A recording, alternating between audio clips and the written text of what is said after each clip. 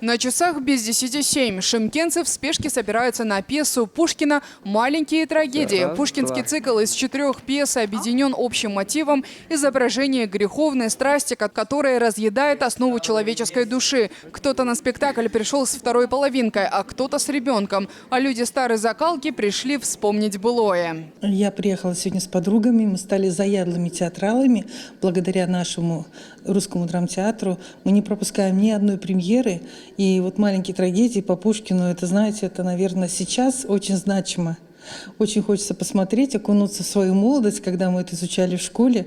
А сегодняшний образ вы как-то подбирали специально? Ну, наверное, да, по теме, чтобы... Драматический цикл «Маленькие трагедии» классика русской литературы состоит из 4 произведений. «Моцарт» и «Сальери», «Первое время чумы», «Каменный гость» и «Скупой рыцарь». В постановке задействована вся театральная труппа. Актеры передают образы главных героев, которые живут со своими страстями, приводящими их и близких им людей к гибели.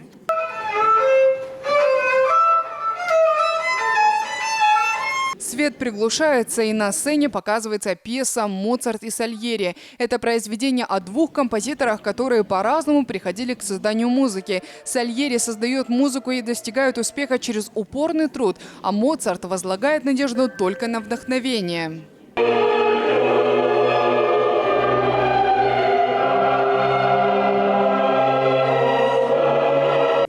Моцарт – талантливый композитор, не осознающий своей гениальности. В финале пьесы он погибает от рук Сальери, который завидует таланту. Моцарта сыграл талантливый актер Максим Бутаков. Актер говорит, что ему с легкостью удалось изобразить своего персонажа. Но были и свои трудности. Сложнее всего было показать безумный смех Моцарта. Актеру удалось добиться хорошего результата через месяц.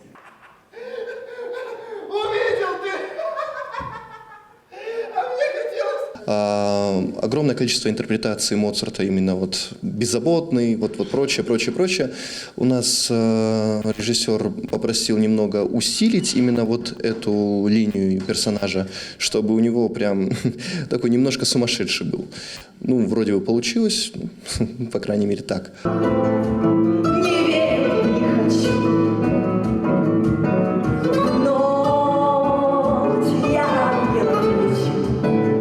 Пьесу продолжает сценка в доме актрисы Лауры. Там собрались гости. Пение Лауры приводит гостей в восторг. Но один из гостей, Дон Карлос, узнав, что слова исполненной песни сочинены прежним возлюбленным Лауры, Дон Гуаном, приходит в бешенство. Дон Гуан убил его родного брата. Лаура хочет прогнать дерзкого кавалера. Однако гости перемиряют их. После ухода гостей Лаура решает оставить у себя Дона Карлоса. Он ей понравился. Их беседу нарушает появление Дон Гуана. Лаура радостно бросается к нему. Поединок неизбежен, и Дон Карлос настаивает на том, чтобы он состоялся немедленно. Соперники бьются, и Дон Гуан убивает Дона Карлоса.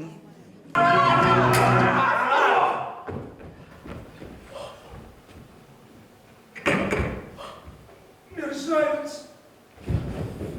Убив Дона Карлоса, Дон Гуан укрывается в монастыре под видом отшельника. Во время укрытия Дон Гуан замечает возле могилы командора его вдову Дону Анну. Влюбившись в нее, пылкий Дон Гуан знакомится с ней и называется Доном Диего де Кальвадо. Дон Гуан просится домой к Доне Анне. Та со смешанным чувством любопытства соглашается. Завтра ко мне придите. Если вы клянетесь хранить ко мне такое же уважение, я вас приму. Но вечером, позднее. Донну Анну сыграла в пьесе Ольга Иванова. Во время подготовки Ольга признается, что прониклась историей Донны Анны и весь ее сценический образ подбирала сама. Она верна мужу, но влюбляется в пылкого Дон Гуана, соблазнителя. Но она не может противостоять своим чувствам. И она искренна в них, так же, как и Дон Гуан.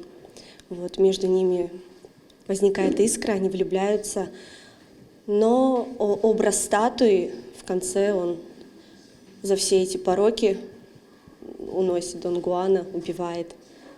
А Дона Анна, она падает в обморок, и режиссер простроил так, что все-таки она невиновна. Пьесу ставил известный режиссер из Москвы Алексей Шемис. Со всей командой они готовились около месяца. По словам режиссера, актеры за короткое время смогли показать произведение на высшем уровне. «Маленькие трагедии» – это всем известная вещь, на самом деле. Я думаю, не знаю, как сейчас, всегда изучали в школе раньше. Вот. В школе, может быть, она у всех оставила некое ощущение, ну, по крайней мере, у меня такое было, если в школьные годы вспоминать, несколько, ну, такое скучноватое, как бы, да. Ну, я думаю, что, наверное, это восприятие у людей вообще как бы о классике. Если это классика, то это скучно. На самом деле это большая глупость, потому что это очень весело, интересно, и грустно, и трагично, и весело. То есть там есть все. Ну, это Пушкин. Это на самом деле, чем больше я погружался в материал, тем больше понимал, что это на самом деле гениально. Работу Пушкина истинные театралы считают особенно актуальным в наше время. Ведь произведение Пушкина учит людей не ставить личные интересы на первый план, не быть жадным и корыстным. Показывает людям, как отличить, где зло, а где добро.